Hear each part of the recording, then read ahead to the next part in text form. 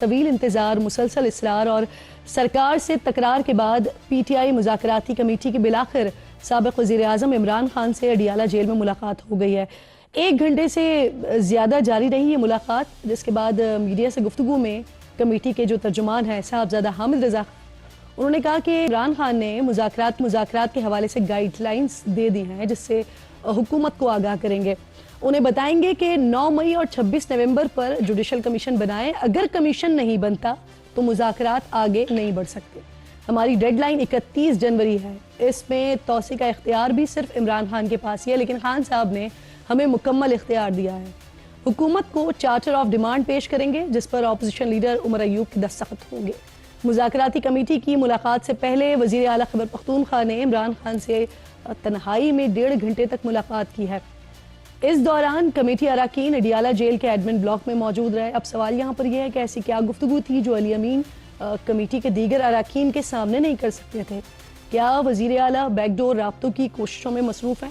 یقیناً یہ انتہائی امپورٹنٹ ہوگا، لیکن کل آنے والے فیصلے نے پاکستان کی سیاست میں اس وقت ہلچل مچا رکھی ہے۔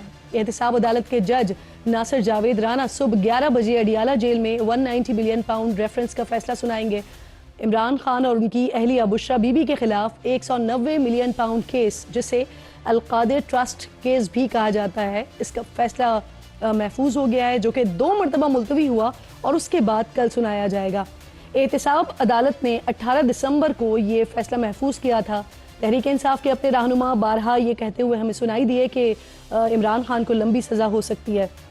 اس کی وجہ یہ ہے کہ اس کیس میں کچھ چیزیں بڑی واضح ہیں۔ ملک ریاض کے این سی اے کے ساتھ آؤٹ آف کورٹ سیٹلمنٹ کے 190 ملین پاؤنڈ ریاست پاکستان کو ملنے تھے۔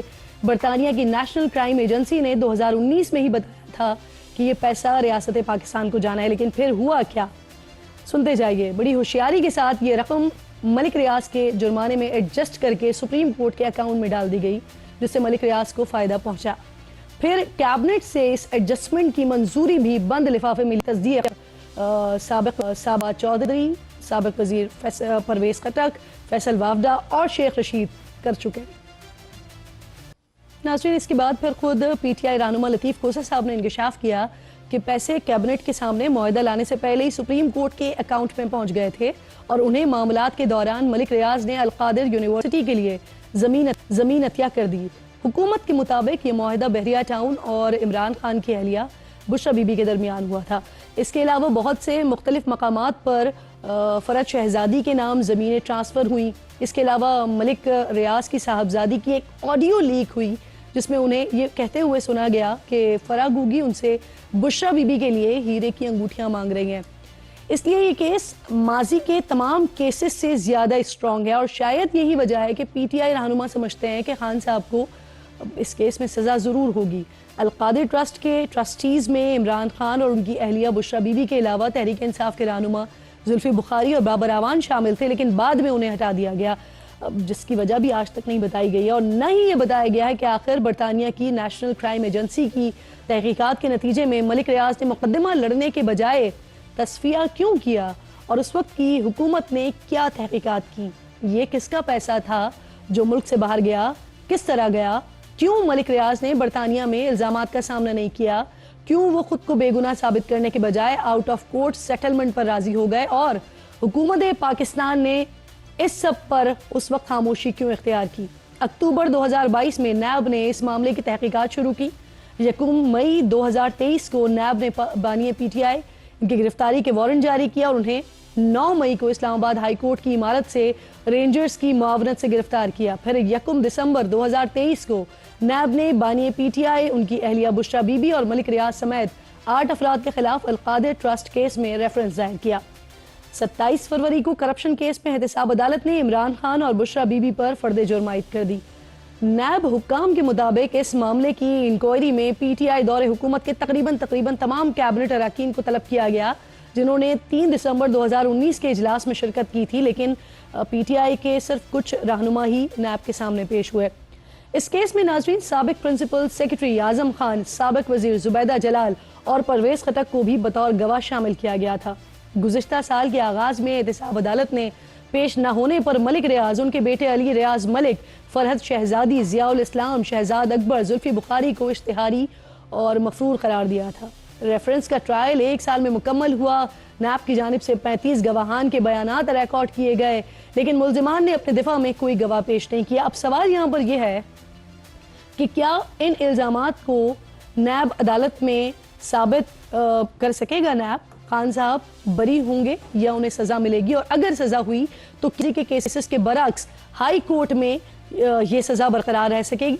ये अहम सवाल लेकर अपने मेहमानों की जानिब बढ़ेंगे। मेरे इंतहाई मोअज़्ज़ज़ मेहमानों में स्टूडियो में मुझे फैसल चौधरी साहब ज्वाइन कर रहे हैं, तहरीक इंसाफ के वकील हैं। मैं आपकी शुक्रगुजार हूँ सर, बहुत शुक्रिया आपके वक्त का। हाफिज़ एहसान अहमद साहब मेरे एक और मोअज़्ज़ज़ मेहमान माहिर कानून है, स्टूडियो में ज्वाइन कर रहे हैं।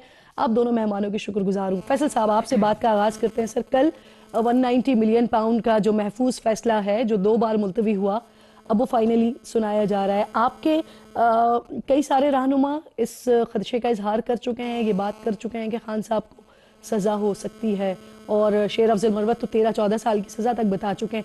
आपकी राय इसके बरक्स है सर? और क्योंकि आप तो समझते हैं कि बरियत होगी, कैसे? First of all, Kiran, I would like to refute your intro, which is totally one-sided, not based on facts, और जो एविडेंस है उसके मुताबिक नहीं है। ये वो स्टोरी है जो सर्कुलेट की गई है हुकूमत की तरफ से। मुख्तलिफ मे भी आपने कि आपकी टीम ने अगर मुझसे असरटेन कर लिया होता है एविडेंस, तो आपकी राय मुख्तलिफ होती है। मैंने पूरे इंट्रो में बताया जगह जगह कि ये हुकूमत का मौक़िफ़ है। जी बिल्कुल, मैं वही कह रहा हूँ जी। हुकूमत का मौक़िफ़ तो आपने पेश कर दिया। अब इंट्रो में बैलेंस इंट्रो तो होता कि हमारा भी मौक़िफ़ पेश होता, बहरहाल आपने मुझे दावत दी है, थैंक यू। इशू ये है कि जो ये केस है अलकादर ट्रस्ट केस, ये एक झूठे केसेस की सीरीज का एक और केस है। इसके फैक्ट्स डिस्टॉर्टेड है, जिससे से बताया गया। एविडेंस जो प्रोसिक्यूशन का है वो इससे मुताबिकत नहीं रखता है। ना तो गवर्नमेंट ऑफ पाकिस्तान एनसीए के साथ पार्टी थी जी।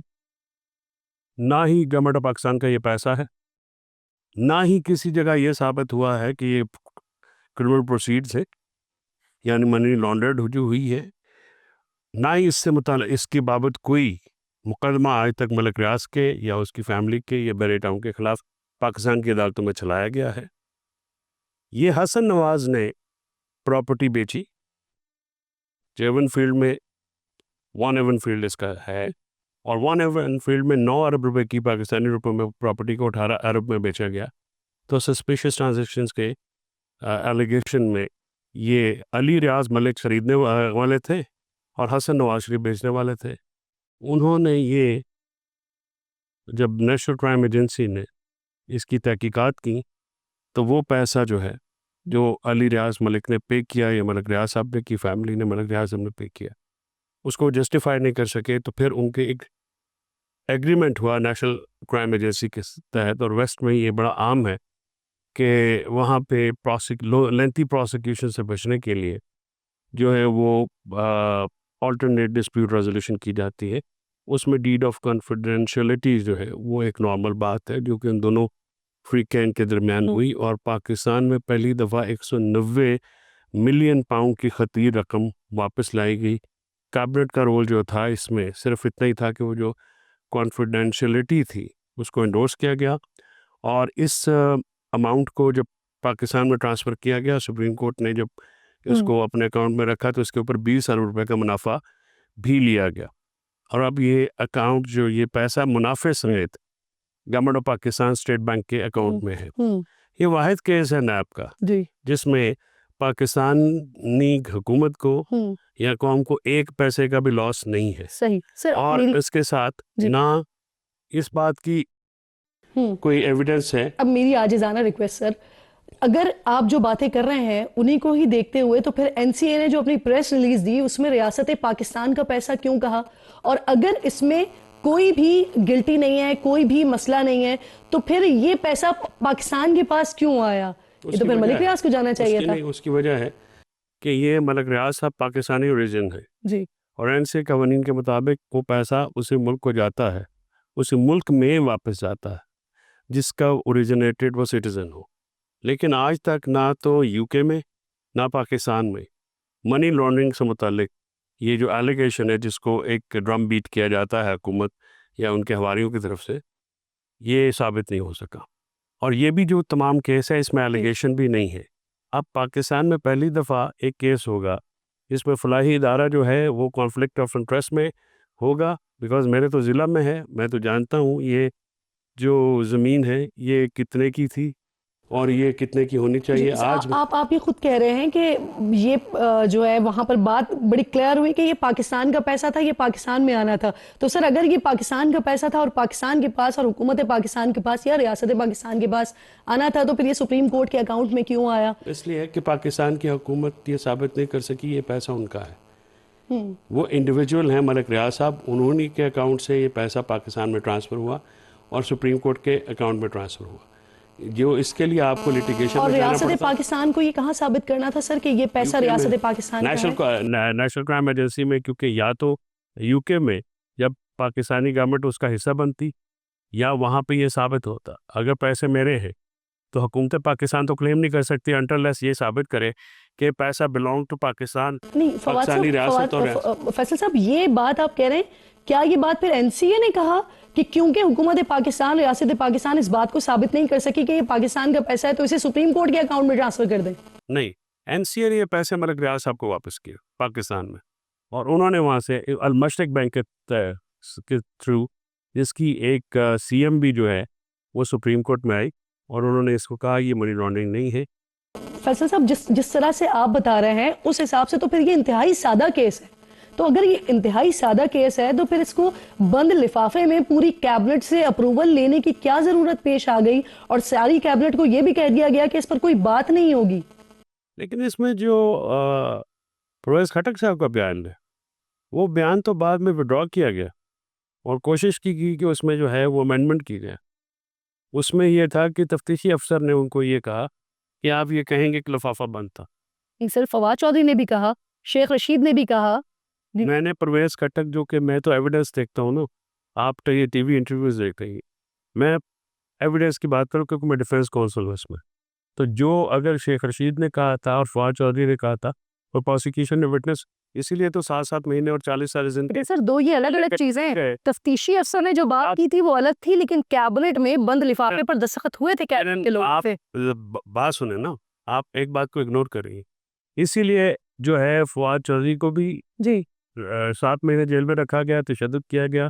40 دن کا چلہ جو ہے وہ شیخ رشید کو کٹوایا گیا کہ اس میں آپ وعدہ معاف گواہ بنے. دونوں وعدہ معاف گواہ نہیں بنی.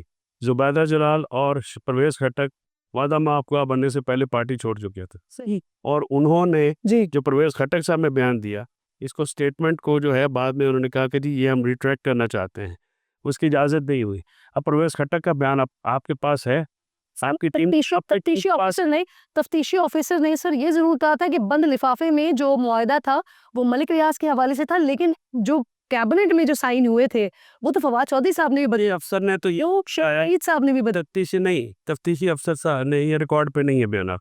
تفتیشی افسر نے بتایا کہ نہ اس نے وہ معاہدہ دیکھا ہے، نہ اس نے این سی اے کے کسی بندے کو شامل تفتیش کیا، نہ اس نے کوئی اس بارے میں کاغذات. یہ اس کا اسٹیٹمنٹ ہے. اگر آپ چاہیں گی فواد چودھری صاحب کو وعدہ معاف گواہ بننے کے لیے کہا گیا نہیں تو اور کس محبت میں 7 مہینے ان کو جیل کٹوائے گی اور 40 مقدمے اس کے اوپر صرف 9 مئی کے. ان کو کہا گیا تو آپ گئے کھل کے گئے. میں نے کہا ابھی آپ نے سنا نہیں کیونکہ آپ وہ جوش میں ہیں، آپ میری بات کو سن نہیں رہی. میں توجہ دیجیے جو میں کہہ رہا ہوں. میں بہت سمجھنا چاہتی ہوں. شیخ رشید کو، فواد چودھری کو جو مقدمات کا سامنا ہے، جو ان کے اوپر تشدد کیا گیا، جو ان کو 7 مہینے فواد کو اندر رکھا گیا، 40-45 دن شیخ رشید کو پھینٹا پھیرا گیا، وہ اس لیے آپ ان کے خلاف وعدہ معاف گواہ بنے. دونوں نہیں بنے.